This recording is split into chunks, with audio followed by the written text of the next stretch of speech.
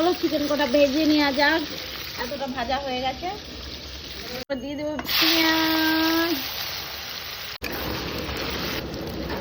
Tomato paste দিয়ে দিলাম, tomato paste. তারপর দেবো আদা রসুন, দিয়ে দিলাম আদা রসুন বাটা। আর ওই মশলাটা দিয়ে ভালো করে কষতে হবে, ভালো করে কষে নেবো। গুলিনি জোগাড় ভালো করে একটু কষিয়ে করতে হবে, তারপর ঝুলতে ভালো মজা।